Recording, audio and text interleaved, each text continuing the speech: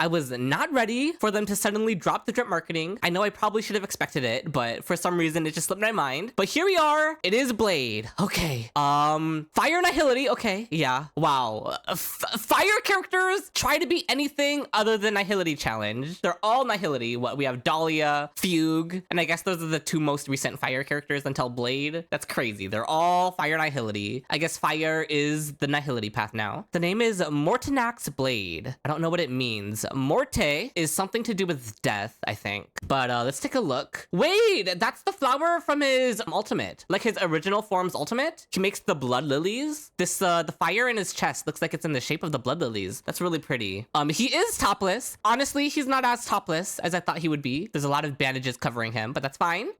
You know, I am staring respectfully. We take those. I love the change in his color palette. It's not a change necessarily. He had some red already in his original color palette, but it's like a complete shift from green to red. Obviously, because he's going from wind to fire, but like, I don't know, he just wears the red really good. Looks, it's matching his eye color. I love that. Still very Shenjo looking with his clothing. So he has not forgotten his roots. Very cool. I'm so interested to know the lore reasons why he's getting this form.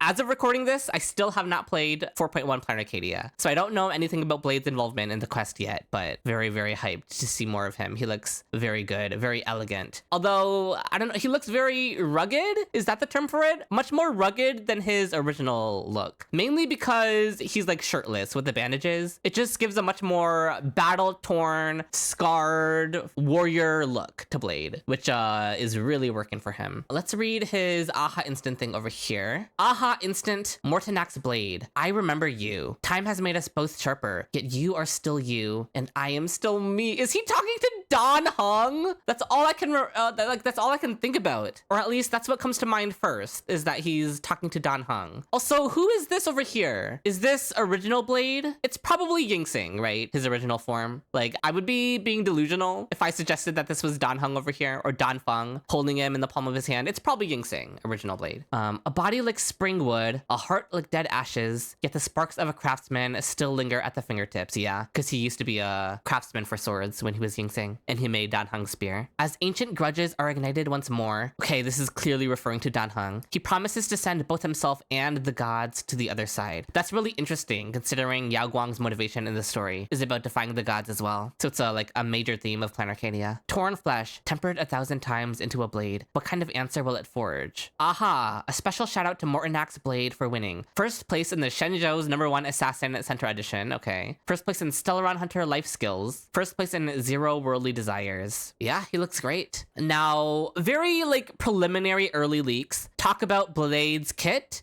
being kind of similar to Tribby, I guess, but maybe more DPS oriented than Tribby, because early leaks said Blade can be both a support and a DPS, and some leakers say that he's a universal support a la Tribby, while other leakers say he's meant to be part of the follow-up attack team that they're building around Ashvale, which I have hypothesized to be the full male team. You can check my video on that if you want to see my discussion on the full male team that Hoyo seems to be cooking with Ashvale, Aventurine SP, and seemingly this Blade SP right here, this new version of Blade. He seems to be the last slot on that team. Or I guess he's not the last slot since he's releasing before Aventurine, but he seems to be one of the slots on that team. I think all of the leaks can all be correct at the same time. I think he could have the capability to be played as both a support and a DPS, similarly to Ashvale. Now you wouldn't really call Ashvale a support, so when they call Blade a support, maybe they just mean he has a lot of buffs in his kit, similar to Ashvale, but he can still be played as a DPS. But then once his main DPS releases, which is probably Aventurine, if we are to believe early rumors, then that's when Blade would probably be able to transition into more of his supportive role. But then there's also the leaks that say he can be a general support, which doesn't have to contradict these leaks, because Ashvale can also be a general support, right? Because Ashvale has 40% defense shred and a bit of crit damage buffing in his kit, which is like enough for Ashvale to be an alright support for the likes of Acheron and Archer. Obviously, that's not where you're ever mainly going to be using using Ashvale, but he can technically be kind of, sort of a cope general support. So if that's all the leakers meant by saying Blade could be a general support, then I could see Blade being very, very similar to Ashvale in kit. It would make sense too, because that's kind of the ideal kit for a follow-up attack character in general. Because follow-up attack characters inherently want to synergize with each other. Their follow-up attacks all play off of each other. They're all buffing each other as well. So they're buffing each other's damage. They're enabling each other's damage by proccing each other's follow-ups. And it's just a well-oiled machine. That always made the most sense for a follow-up attack team. So it would make a lot of sense if Blade and Ashvale and even Aventurine were all very, very similar in terms of kit design or in terms of what they're bringing to the team. Not necessarily in how they actually do that. Like Ashvale relies on his ultimate a lot. Maybe Blade does not rely on his ultimate. And then maybe Aventurine relies on the aha instant if Aventurine is an elation follow-up attack character. So in that way, they could really differentiate how the playstyle feels between the three follow-up men while still having all their kits fulfill a very similar purpose of having a lot of general supportive buffs that all of them can take advantage of so that they're all helping each other while making all of their follow-up attack damage proc each other at the same time. And I don't know, it's just really interesting. There's a lot of really interesting and exciting things they can do. I think Blade's kit is going to set the tone for what the follow-up attack team is going to look like, right?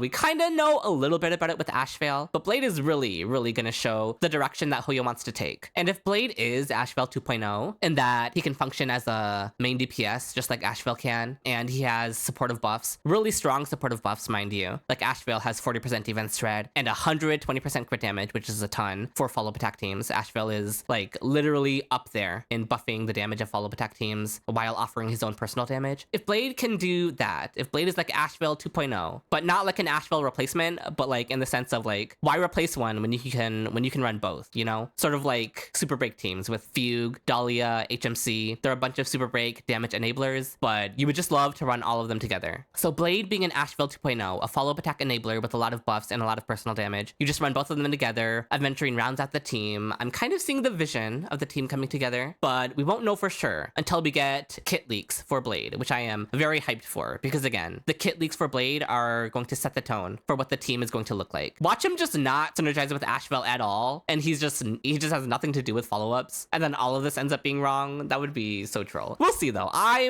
Listen, my fingers are crossed that he is the Ashvale teammate, or one of many Ashvale teammates to come. We hope.